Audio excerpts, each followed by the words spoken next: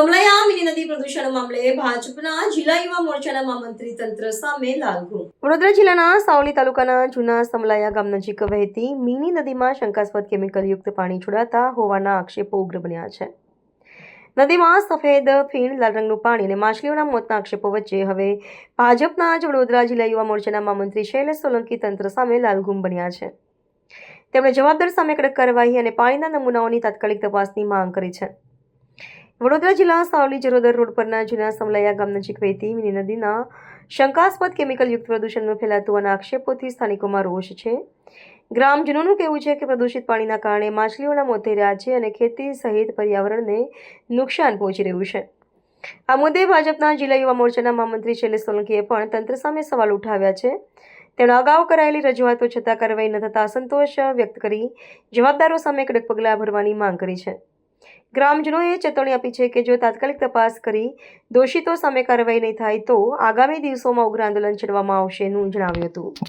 આજરોજ અમે આ મિની નદી જે અમારા ગામમાંથી જૂના સમલા ગામથી નીકળે છે ત્યાં સ્થળ તપાસ કરતાં ખબર પડી કે નદીની અંદર પાણીમાં લાલ થયેલું છે અને પાણીની અંદર જીવજંતુઓ પણ મરી ગયેલા છે. માછલી મરેલી દેખાઈ રહી છે.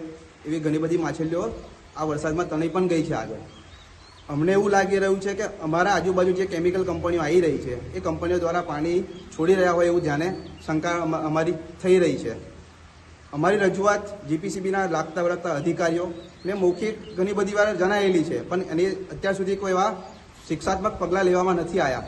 જો શિક્ષાત્મક પગલાં હવે નહીં લેવામાં આવે તો અમે જૂના સમલાયના ગ્રામજનો આગળ ધરતું કરીશું અને આંદોલન કરીશું. બીજું કે આ નદીની અંદર ગામના પશુઓ, ગામના વ્યક્તિઓ અહીંયા અવારનવાર આ પાણીનો ઉપયોગ કરતા હોય છે. આ પાણીનો ઉપયોગ ખેતીમાં પણ થતો હોય છે. તો આ પાણી એટલું પ્રદૂષિત છે કે જીવજંતુઓ મરી ગયા છે. તો અમને એવું લાગે છે કે અમારી જાનને ખતરો છે ગ્રામજનોની. જો આની ઉપર કે કંપનીઓને લાગતા વળગતા કંપનીઓને પકડવામાં નહીં આવે તો એમની ઓકાત જો કંપનીઓને બતાવવામાં નહીં આવે તો અમે ગાંધીજી ચિંધ્યા માર્ગે ગ્રામજનો સૌ ભેગા મળીને ઉગ્ર આંદોલન કરીશું. પ્રાર્થના સંદેશ ન્યૂઝની તમામ લેટેસ્ટ અપડેટ્સ માટે ચેનલને હમણાં જ લાઈક, શેર અને સબસ્ક્રાઇબ કરો.